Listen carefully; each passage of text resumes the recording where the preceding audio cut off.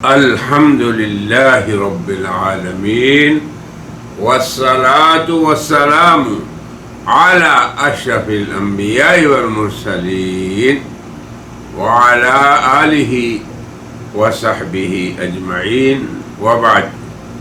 أعوذ بالله من الشيطان الرجيم. بسم الله الرحمن الرحيم. قل سبحان ربي هل كنت إلا بشرا رسولا. صدق اللہ العظیم. سامعین و ناظرین، آج ہم 30 آیات میں سے 30ویں آیت پہ کلام کریں گے. مرزا غلام احمد قادیانی نے جن 30 آیات سے وفات مسیح ثابت کرنے کی سعی کی، ان میں سے یہ 30ویں آیت ہے. ہر آیت پہ ہم کلام کر چکے وللہ الحمد، اور مرزا صاحب کے استدلال کو باطل بھی کر چکے الحمدللہ علی ذالک. آج کا موضوع 30ویں آیت ہے.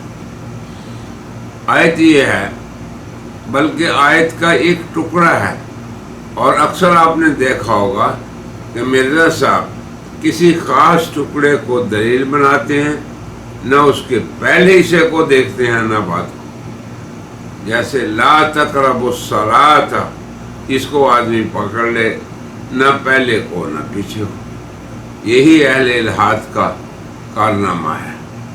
یہ مرزا صاحب کے تفسیری سیاہ کارناموں میں سے ہے. آپ میں سے ہر آدمی جو اس میدان میں کام میں دلچسپی رکھتا ہے، ہمارے ان بیانات کو جو 30 آیات سے متعلق ہیں سنیں، اور ان دلائل کو یاد رکھیں، مرزا صاحب کے وجوہ استدلال کو یاد رکھیں، اور ہمارے طرز ابطال کو. ہم انشاءاللہ اس کے بعد کوشش کریں گے کہ پوری 30 آیات کا خلاصہ بھی ایک مجلس میں بیان کر دیں. انشاءاللہ کوشش کریں گے. لیکن آج 30ویں آیت وہ کیا ہے؟ قل سبحان ربی. اللہ کا یہ ارشاد ہے پیغمبر صلی اللہ علیہ وسلم کو کہ آپ یہ فرما دیجئے کہ میرا رب پاک ہے، اور میں صرف ایک انسان رسول ہوں. بس. اب یہ جواب کفار کے کن مطالبات کے جواب میں اللہ نے اپنے پیغمبر کو تلقین فرمایا، یہ ہم بعد میں بات کریں گے. مگر اولاً ہم مرزا صاحب کے طرز استدلال پہ کرتے ہیں. وہ یہ کہتے ہیں کہ اس آیت میں اللہ تعالی نے اس آیت سے صاف ظاہر ہے کہ کفار نے حضرت صلی اللہ علیہ وسلم سے آسمان پر چڑھنے کا نشان مانگا تھا، اور انہیں صاف جواب ملا کہ یہ عادت اللہ کی نہیں کہ کسی جسم خاکی کو آسمان پر لے جائے. یہ دیکھیں، یہ مرزا صاحب کا قول بہت ہی بڑا دجل بھی ہے اور کذب بھی ہے. کفار نے یہ نہیں مانگا تھا. ان کے 6 مطالبات تھے جن کو ہم بیان کریں گے. اس اعتبار سے مرزا صاحب کا یہ قول بالکل غلط ہے. مرزا صاحب مزید لکھتے ہیں کہ بعض کفار کہتے ہیں کہ تو آسمان پر چڑھ کر ہمیں دکھلا، تب ہم ایمان لاویں گے. ان کو کہہ دے میرا خدا اس سے پاک تر ہے کہ اس دار ابتلا میں کھلے کھلے نشان دکھلاوے، اور میں بجز اس کے اور کوئی نہیں ہوں مگر ایک آدمی. اندازہ کر لیں، اس میں بھی مرزا صاحب کی گڑبڑیں ظاہر ہیں، کیونکہ آیت کا معنی صرف یہ ہے کہ آپ انہیں کہہ دیجئے میرا رب پاک ہے اور میں ایک بشر رسول ہوں. بس اب یہ جواب اللہ نے سکھلایا ہے اپنے پیغمبر کو. اللہ حکیم ہیں، قادر مطلق ہیں. اللہ نے کفار کے جوابات اور ان کے مطالبات کا رد صرف اسی جملے کو کیوں سمجھا؟ کیا حکمت ہے اس میں؟ اس کو بھی ہم آپ پر کھولیں گے. اب مرزا صاحب کا طرز استدلال پہلے سمجھ لیں. وہ یہ کہتے ہیں کہ چونکہ اس آیت میں یہ بتایا گیا کہ کوئی بشر چاہے وہ رسول ہو، عظیم الشان ہستی ہو، آسمان پہ نہیں جا سکتا. یہ اس آیت سے ان کا استدلال ہے. اور اس کے ساتھ ساتھ جس معراج کو وہ نہیں مانتے اس سے انہوں نے بھی استدلال کیا ہے. وہ کہتے ہیں کہ حضور کی ملاقات آدم سے، ابراہیم سے، موسیٰ سے، ادریس سے اور عیسیٰ سے بھی ہوئی.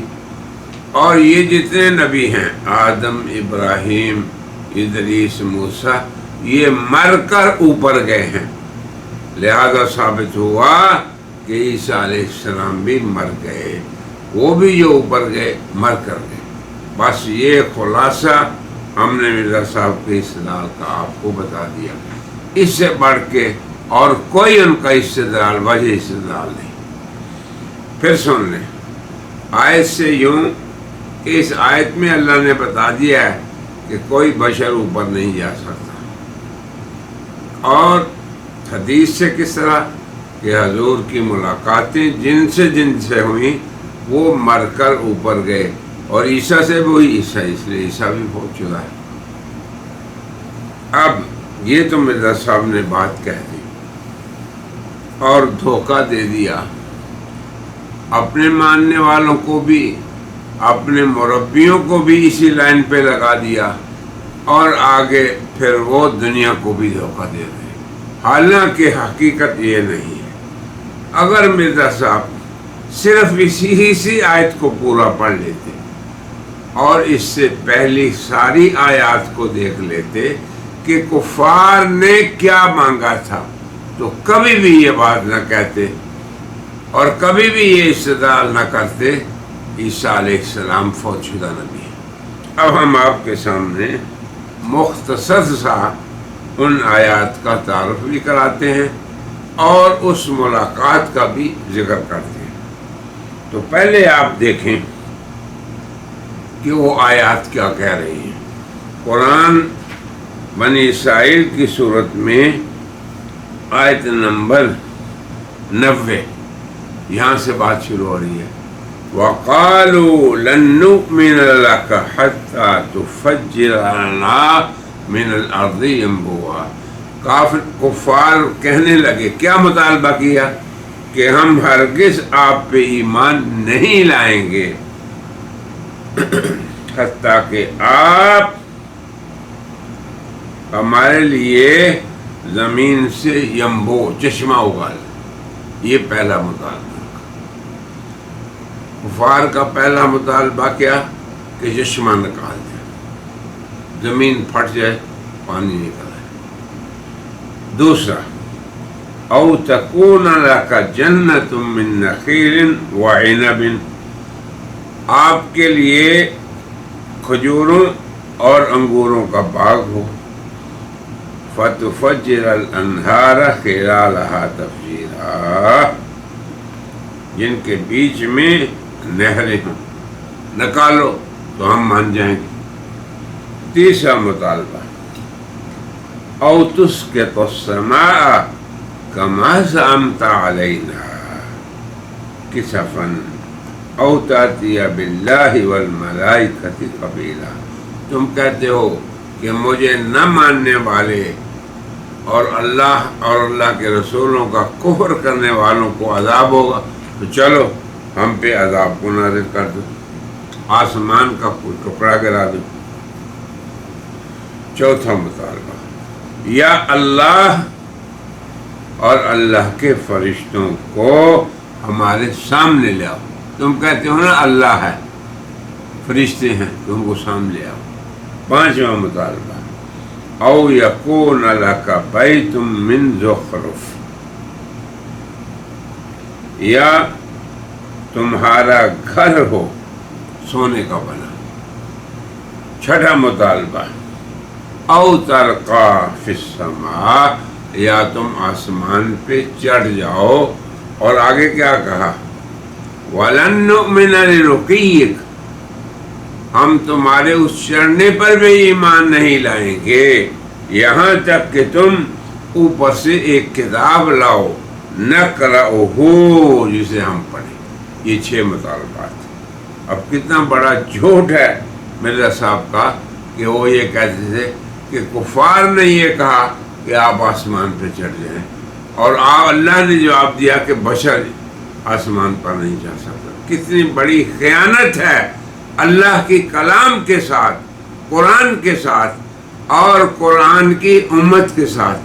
اس وقت کے تمام بشر قرآن ان کا مخاطب ہے. قرآن دنیا کے تمام بشروں کو مخاطب ہے. یا ایھا الناس، اے دنیا کے لوگوں، انی رسول اللہ علیکم جمیعا، ہمارے پیغمبر کو حکم ہوا کہ آپ اعلان کریں کہ میں تمہارے سب کا نبی ہوں. اب خطاب قرآن نے کرنا ہے پوری انسانیت، تو یہ انسانیت کو دھوکہ دینا ہے. اسی لیے تو حضور نے فرمایا تھا کہ ہر مدعی نبوت کذاب بھی ہوگا اور دجال بھی ہوگا. تو مرزا صاحب کے کفر اور اس امت کے کذب کے لیے یہی بات کافی ہے، یہ جو آخری آیت پہ انہوں نے استدلال کیا. 6 مطالبات ہیں کفار کے. اب آگے ان کے مقابلے میں یہ آ رہا ہے کہ آپ کہہ دیں کہ میرا رب پاک ہے اور میں ایک انسان ہوں، رسول ہوں. اس پہ ہم مفصل گفتگو کریں گے. ابھی صرف اتنا آپ کو بتا رہے ہیں کہ مرزا صاحب نے اللہ کی کتاب کے ساتھ جھوٹ بولا، اللہ پہ افترا باندھا اور اللہ کی مخلوق کو دھوکہ دیا. یہ آیتیں ہوں گی.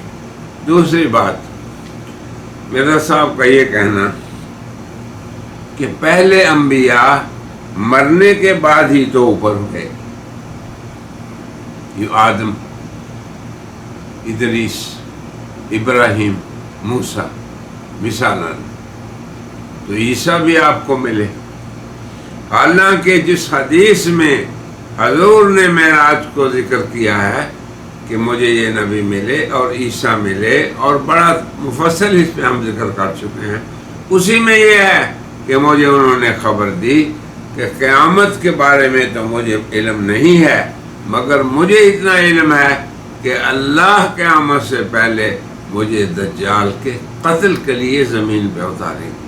اب یہ بھی دجل ہے، یہ بھی کذب ہے کہ حدیث کو پورا نہیں بیان کرنا جیسے قرآن کو پورا نہیں بیان کیا.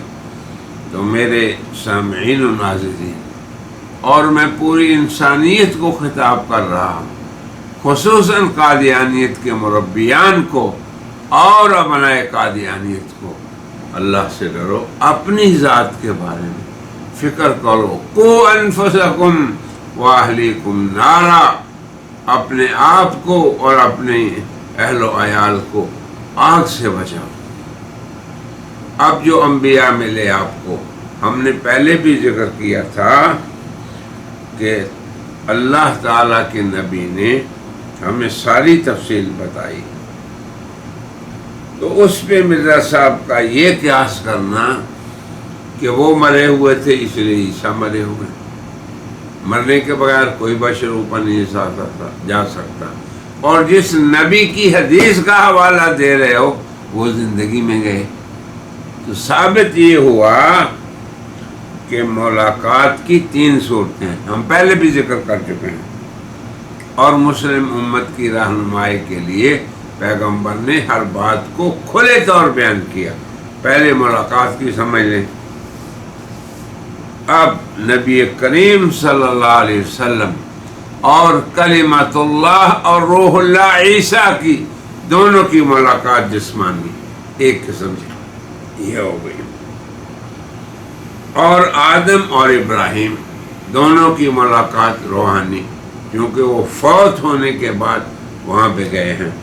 اور تیسری، ایک طرف سے جسمانی، دوسری طرف سے روحانی، جیسے خاتم النبیین کی عیسیٰ کے سوا دیگر انبیاء سے ملاقات. یہ مختصر آپ سمجھ لیں تو مرزا صاحب کے قیاس کو ہم نے باطل کر دیا.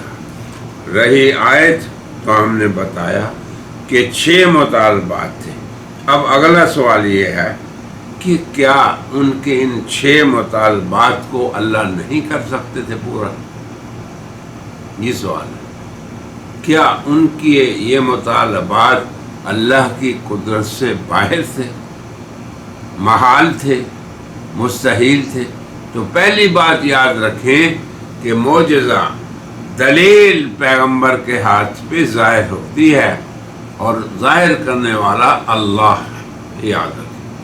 تو اللہ یہی بتانا چاہتے ہیں اپنے پیغمبر کو تلقین کر کے کہ نبی صرف اللہ کی بات کو پہنچاتا ہے، اور میں خاتم النبیین نے تمہیں ایک ایسا دائمی معجزہ دے دیا ہے قرآن کریم کی شکل میں جس کے عجائب ختم نہیں ہو سکتے. لا تنقضی عجائب، اس کے اندر کے جو معجزات اللہ نے رکھے ہیں اور عجائب رکھے ہیں اور علوم و معارف رکھے ہیں وہ کبھی ختم نہیں ہوئے. تو تمہارے لیے یہی معجزہ کافی ہے. دوسری بات یہ کہ اللہ اپنے نبی کے ہاتھ پر معجزات اپنی مرضی سے ظاہر کرتے ہیں، تمہاری تجاویز میں نہیں. تو تم معجزات کی لیے تجاویز اپنی مرضی سے مانگتے ہو، ایسی بات نہیں. تو ان مطالبات جو اللہ کی قدرت میں داخل ہیں یہ خوارق عادت، یعنی معجزات ہیں، عادت کے خلاف ہیں. لیکن اللہ یہ مسکت جواب دے رہے ہیں ایک جملے میں کہ کفار کی اس طلب کو جو 6 چیزوں کی ہے، ایک اس کا جواب کافی ہے کہ میں بشر ہوں، میرے اختیار میں نہیں. ان زمین سے چشمے اگانا اور پھر انگور اور کھجوروں کے باغات اپنے لیے بنانا، پھر آسمان سے کوئی ٹکڑا اتارنا، پھر سونے کا گھر نبی کے لیے ہو یا نبی آسمان پہ جائے اور کتاب لائے، یہ میرے اختیار میں نہیں. تو یہ اصولی ایک مسئلہ سمجھانا تھا پوری دنیا کے انسانوں کو، قیامت تک کے انسانوں کو. اس لیے یہ جواب تھوڑا سا ٹکڑا پوری انسانیت کے لیے مقنع، کافی، شافی اور مسکت جواب ہے. رہا کہ ان کی تجاویز جو تھیں کیا وہ ممکن الوقوع تھی، مستحیل تھی؟ کوئی بالکل نہیں تھی، بالکل نہیں تھی. آپ خود دیکھ لیں. اگر میں دوبارہ اس فہرست پہ تھوڑا سا غور کروں تو کیا اللہ نے آپ سے پہلے معجزات نبیوں کے ہاتھوں پہ نہیں دکھائے، چشمے نہیں بنائے؟ اب آپ دیکھیں قرآن کہتا ہے اِذَا اسْتَسْقَىٰ مُوسَىٰ لِقَوْمِهِ. موسیٰ نبی ہیں، قوم کے لیے پانی مانگ رہے ہیں اللہ سے، اور اللہ کہہ رہے ہیں اضرب بعصاک الحجر، اس اپنے ڈنڈے کو پتھر پہ مارو. اب پتھر اور ڈنڈا پانی سے کیا تعلق ہے؟ یہ معجزہ ہے کہ اللہ نے اس پتھر سے ان کے لیے پانی نکال دیا. تو کیا رسول اللہ کے لیے نہیں نکال سکتے تھے؟ اب جب موسیٰ کے لیے یہ جاری ہوا چشمہ، تو اس کا مطلب ہے چشمے جاری کرنا اللہ کی قدرت کے اندر ہی یہ بات ہے، کوئی مستحیل عمل نہیں. پھر انہوں نے کہا کہ آپ کے لیے باغات ہوں، یہ ہو. تو اللہ تعالیٰ نے باغات بنائے اس دنیا میں، نہریں چلائیں اس دنیا میں، محلات بھی بنائے، اور خود فرمایا کہ اللہ کی ذات وہ پاک ہے، اگر وہ چاہتے تو آپ کے لیے باغات اور نہریں چلا دیتے اور آپ کے لیے محلات بنا دیتے۔ تبارک الذی ان شاء جعل لک خیرا من ذلک، اس سے بھی بہتر کیا باغات جن کے نیچے نہریں بہہ رہی ہوں اور آپ کے لیے محلات۔ تو یہ دوسرے مطالبے کا اللہ نے پورا کر دیا۔ اور اس سے پہلے اس دنیا میں سلیمان علیہ السلام کے لیے اللہ نے محلات بنائے، ان کا بھی قرآن میں ذکر ہے۔ قیل لہا للصرح، جب محل اللہ تعالیٰ کے فضل و کرم سے سلیمان کے پاس وہ عورت آئی بلقیس، جس کے محل کو بھی اللہ نے اٹھوا کے ان کے سامنے رکھ دیا۔ تو اس سارے کا قصہ قرآن میں ذکر ہے، سورہ نمل کی 44ویں آیت ہے۔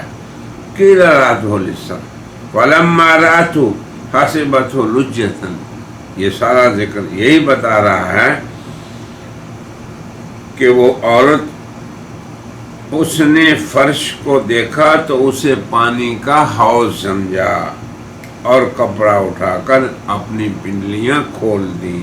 سلیمان نے کہا یہ ایسا محل ہے جس کے نیچے بھی شیشے جڑے ہوئے ہیں۔ وہ بول اٹھی کہ پروردگار رب انی ظلمت نفسی، میں ظالم اور ایمان لے۔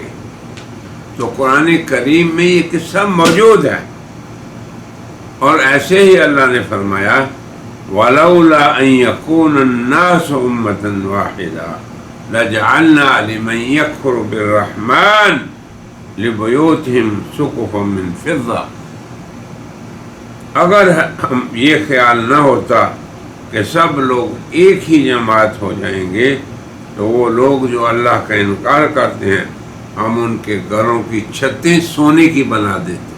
اللہ کی ابتلا دیکھیں کہ کفار کو ایسے مکان دیتے کہ ان کی چھتیں سونے کی ہوتی۔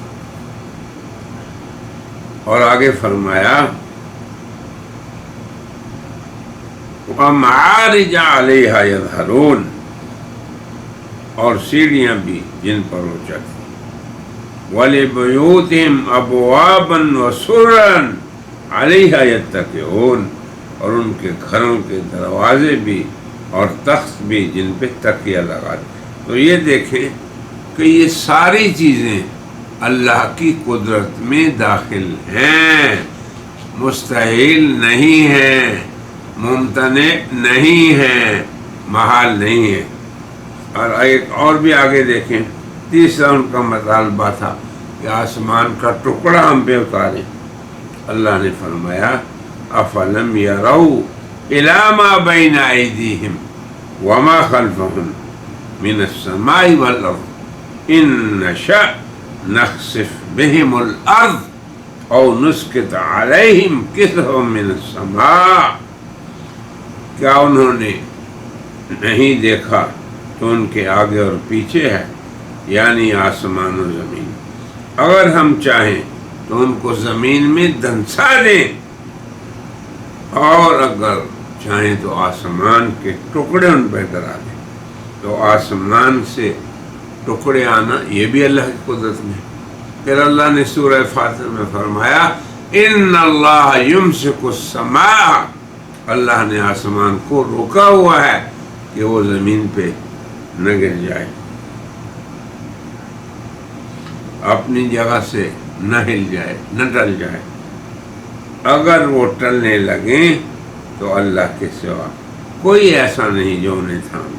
تو مقصد صرف یہ ہے کہ جتنے مطالبات ہیں وہ اللہ کی قدرت میں داخل ہیں۔ ایک ان کا مطالبہ چوتھا یہ تھا کہ اللہ تعالیٰ اور فرشتوں کو ہمیں سامنے دکھا دے اور وہ آپ کی صداقت کی گواہی دے۔ تو کفار کا جو یہ مطالبہ تھا کہ اللہ اور فرشتے نبی خاتم محمد رسول اللہ کی صداقت کی گواہی دیں، تو اس کا بھی ذکر ہے قرآن میں لیکن اللہ یشہد بما انزل الیک انزلہ بعلمہ والملائکۃ یشہدون، اللہ گواہی دیتا ہے کیا کہ اس نے اپنے علم سے آپ پہ کتاب نازل کی ہے، جو کچھ بھی نازل کیا، اور فرشتے بھی گواہی دیتے ہیں۔ پھر آگے ہے هل ينظرون الا ان تأتیہم اللہ، کیا یہ اس انتظار میں ہے کہ اللہ خود آئیں؟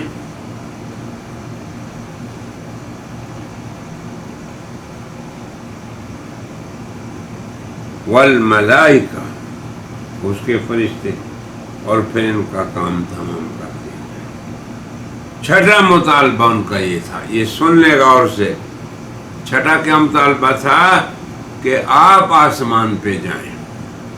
اب یہ پانچوں مطالبات اللہ کی قدرت میں، چاہتے اللہ تو سارے ان کو پیش کرتے، مگر اللہ ان کی عقلوں کو درست کرتے ہیں۔ اللہ کی سنت یہ ہے کہ وہ اگر سوال لوگ غلط کریں تو پہلے ان کے سوال کی اصلاح کرتے ہیں، اگر ان کی فکر غلط ہو تو اس فکر کو اللہ درست فرماتے ہیں، اس فکر کی اللہ اصلاح کرتے ہیں۔ یہ اللہ کی سنت ہے، پہلوں میں، پچھلوں میں، اور اللہ قیامت تک اسی طرح کرتے رہیں گے، اور اللہ اسی طرح انسانوں کو ہدایت دیتے ہیں۔ اللہ سے لینے کے سوائے وحی کے تمام راستے آج بھی کھلے ہیں، آپ اللہ سے مانگیں ہدایت۔ میری درخواست ہے ابنائے قادیانیت سے اور مربیان قادیانیت سے کہ کبھی اخلاص کے ساتھ سب سے کٹ کے اللہ سے جڑ کے ہدایت مانگو، اللہ دے گا، انشاءاللہ دے گا۔ تو اب یہ مطالبہ چھٹا تھا کہ آپ آسمان پہ جائیں اور وہاں سے کتاب لائیں۔ اب اس کا بھی سن لیں، کسی بشر کا آسمان پر اللہ کے ارادے سے جانا یا اللہ کا لے جانا یہ مشکل نہیں، ممتنع نہیں۔ اب جب عیسیٰ کی رفع کی بات کی تو اللہ نے یہ نہیں فرمایا کہ عیسیٰ خود گئے، بلکہ فرمایا بل رفعہ اللہ۔ تم کہتے ہو قتل ہوئے، سولی چڑھ گئے، بلکہ اللہ نے انہیں اٹھایا۔ اب اللہ کا کسی کو آسمان پر لے جانا، اس کے مستحیل سمجھنا، یہ سوچ جو ہے کافرانہ سوچ ہے، منکرانہ سوچ ہے، اللہ کی قدرت سے ناواقفیت والی سوچ ہے۔ بس اتنی درخواست میں آپ سے کرتا ہوں۔ اللہ فرماتے ہیں وَلَوْ فَتَحْنَا عَلَيْهِمْ بَابًا مِّنَ السَّمَاءِ فَظَلُّوا فِيهِ يَرْجُونَ، اگر ہم آسمان کا کوئی دروازہ ان پر کھول دیں اور وہ اس پر چڑھنے بھی لگیں تو بھی یہی کہیں گے، کیا سُكِّرَتْ أَبْصَارُنَا، ہماری آنکھیں بند کر دی گئیں، اور بل نحن قوم مسحورون، ہم تو مسحور لوگ ہیں۔ تو اللہ یہ بیان کر رہے ہیں کہ کفار کے لیے ایسا ہونا خارج از امکان نہیں، اللہ کی قدرت میں داخل ہے۔ مقربین اور صالحین اور مرسلین کے لیے یہ کیسے مستحیل ہے کہ اللہ ان کے لیے ایسا نہ کرے، جب کفار کے لیے اللہ ایسا کرنے پہ قادر ہے۔ اور آگے انہوں نے کہا کہ آسمان سے کتاب لائیں، اس کا بھی سن لیں۔ اللہ کا ارشاد ہے وَلَوْ نَزَّلْنَا عَلَيْكَ كِتَابًا فِي قِرْطَاسٍ فَلَمَسُوهُ بِأَيْدِيهِمْ، اگر ہم آسمان سے آپ پہ کاغذ پر لکھی ہوئی کتاب اور تحریر نازل کر دیں، جسے یہ اپنے ہاتھوں سے ٹول کر دیکھ لیں کہ ہاں یہ کتاب آئی ہے، تو پھر بھی یہ لوگ کفر پہ رہیں گے۔ لَقَالَ الَّذِينَ كَفَرُوا، کافر کہیں گے اِنْ هَذَا إِلَّا سِحْرٌ مُبِينٌ، یہ جادو ہے۔ تو یہ ہدایت پہ آنے کے راستہ نہیں، ان کی فکریں غلط ہیں۔ اس لیے ان سب کے جواب میں اللہ نے فرمایا کہ آپ اتنا کہہ دیں کہ میں رسول ہوں۔ رسول کا کیا کام ہے؟ اللہ کی بات کو انسانوں تک پہنچا دے، اور جو اللہ کے احکامات مجھ پہ آئے ہیں اس میں نے بخل نہیں کیا، تمام کے تمام احکامات کھول کر بتائے۔ اور انہی میں سے حضرت عیسیٰ کا رفع بھی ہے، ان کی حیات بھی ہے، ان کا نزول بھی ہے۔ تو اس ایک کلمے میں قل سبحان ربی قیامت تک انسانوں کی عقلوں کی درستگی کا علاج ہے۔ یہی حکمت ہے جسے مفسرین نے بھی لکھا ہے۔ ابن کثیر کہتے ہیں وَقَوْلُهُ قُلْ سُبْحَانَ رَبِّي هَلْ كُنْتُ إِلَّا بَشَرًا رَسُولًا، کہ اللہ تعالیٰ پاک ہیں، مقدس ہیں، اور اس امر سے کہ کوئی ان کی حکومت، ان کی سلطنت اور ملکوت میں کوئی خود تصرف کر سکے، بل هو الفعال لما یشاء، اللہ ہی جو چاہتے ہیں اس کے فعال ہیں۔ ان شاء اجابکم، چاہے تو جو تم مانگو وہ اللہ تمہیں وہی دے دے۔ یہ ہے فلسفہ، یہ ہے حکمت اس جواب میں۔ اگر چاہیں تو تمہیں ویسا ہی دے دیں جو تم نے مانگا، وَإِن شَاءَ لَمْ يُجِبْكُمْ، تمہیں وہ نہ دیں جو تم مانگ رہے ہو۔ وَمَا أَنَا إِلَّا رَسُولٌ، میں تو صرف تمہاری طرف اس کا رسول ہوں۔ أُبَلِّغُكُمْ رِسَالَاتِ رَبِّي، اللہ کے پیغامات تمہیں پہنچاتا ہوں۔ وَأَنْصَحُ لَكُمْ، تمہارے لیے میں کہتا ہوں۔ وَقَدْ فَعَلْتُ ذَلِكَ، یہ میں نے کر دیا، سارے پیغامات دے دیے، ساری نصیحت تمہیں کر دی۔ اور پھر اللہ تعالیٰ کا اسی کے سپرد تمہارا معاملہ ہے، میرے اختیار میں کوئی امر نہیں۔ جو تم نے اللہ سے مانگا وہ اس کے بس میں تو ہے مگر میرے بس میں نہیں۔ یہ ہے اصل ایمانیاتی بات جو اللہ سمجھانا چاہتے ہیں کہ معجزات، دلائل، نشانات یہ کسی بشر کے پاس نہیں، چاہے وہ محمد رسول اللہ ہی کیوں نہ ہو، یہ سب اللہ کے پاس ہے۔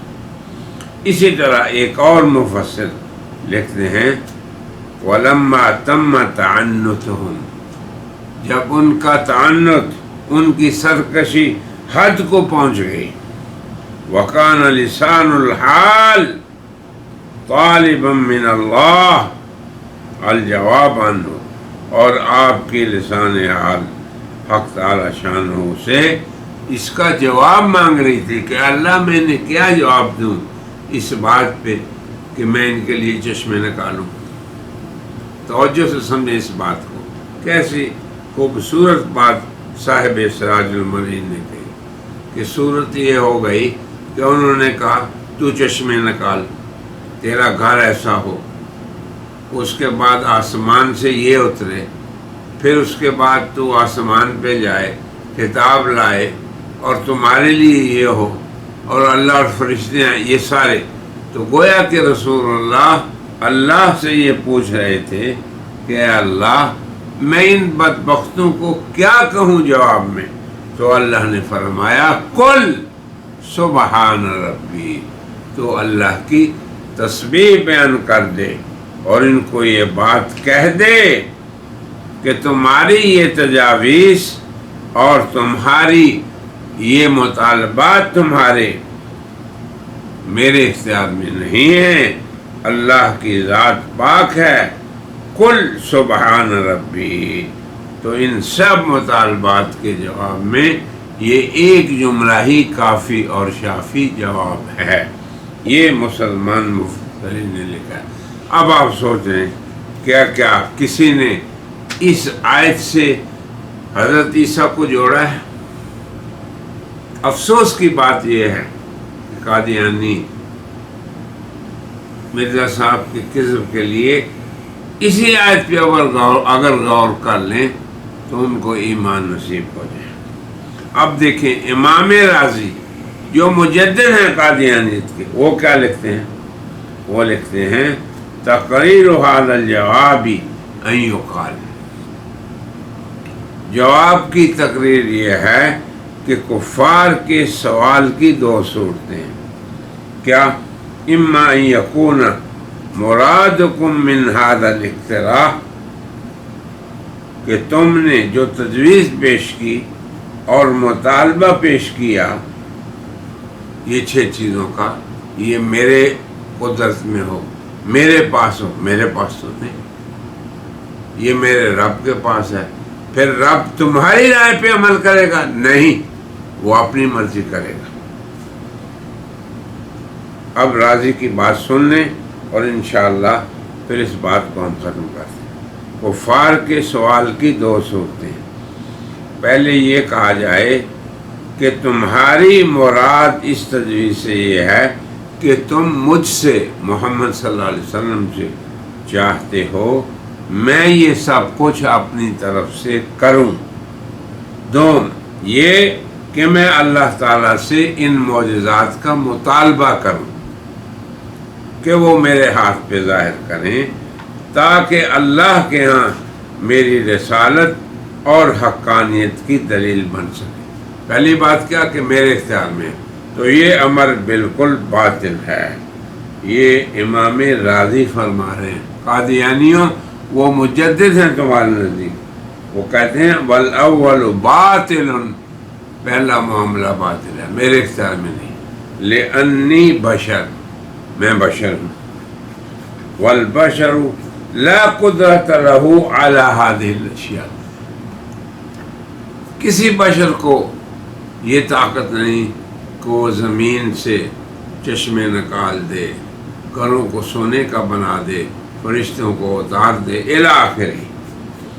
اور دوسری بات یہ کہ میں اللہ سے سوال کروں، یہ مطلب ہے۔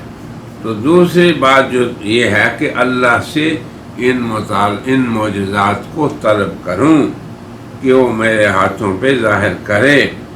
تو اس کے بارے میں یہ ہے کہ میں اللہ کا بشر رسول ہوں، تمہارے پاس اللہ کی طرف سے وہ معجزہ لا چکا ہوں جو ایک ابدی معجزہ ہے۔ رسول اللہ امی تھے، اللہ نے ان پہ قرآن کو اتارا، ایسی کتاب اتاری جس جیسی ایک آیت نہیں بنا سکے، 10 آیتیں نہیں بنا سکے، ایک سورت نہیں بنا سکے، اور آج تک اور قیامت تک انسان ان کو چیلنج ہے قرآن کو، فاتو بسورۃ من مثلہ، کہ اس جیسی ایک سورت لاؤ۔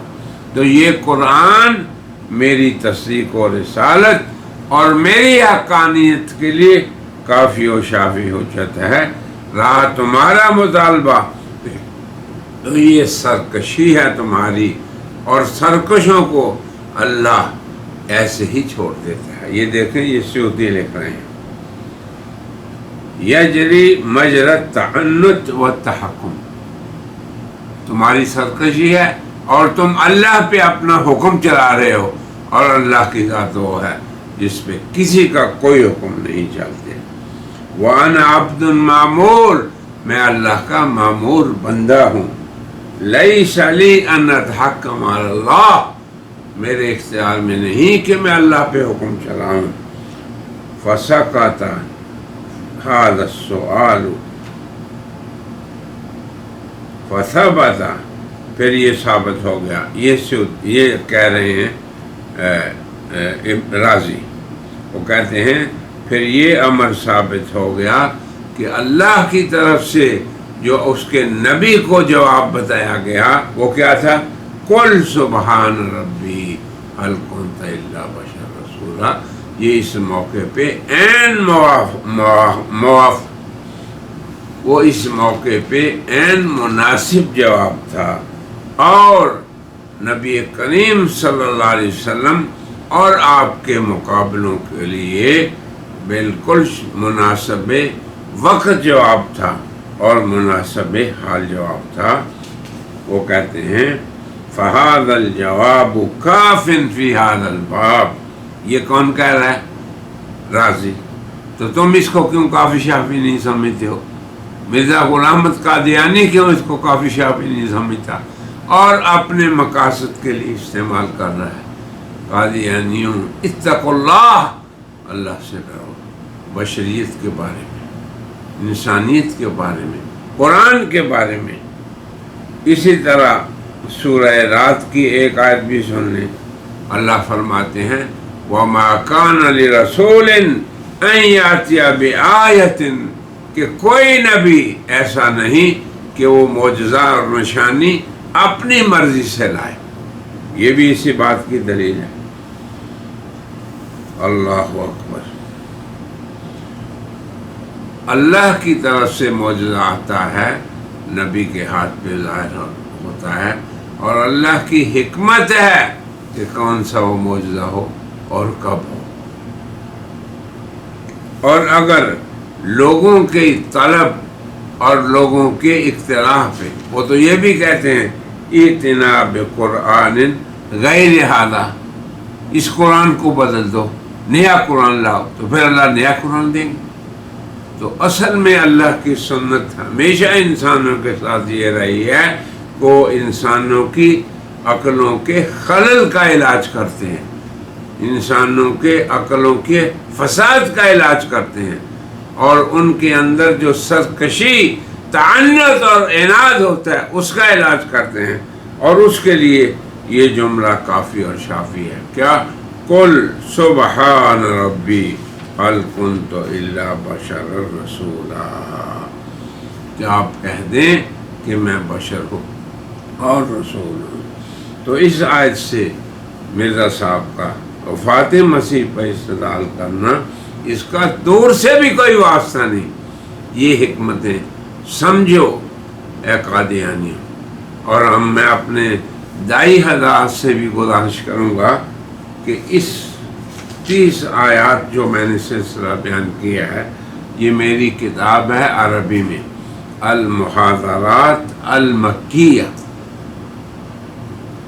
2 جلدوں میں ہے، اور اسی طرح اردو میں بھی 2 جلدوں میں ہے۔ تو اس کا 14واں، 15واں، 16واں،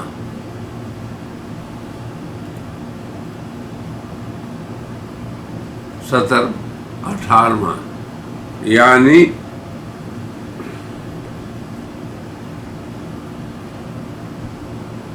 15 سے 27 تک کتنے محاضرے بن گئے؟ 13۔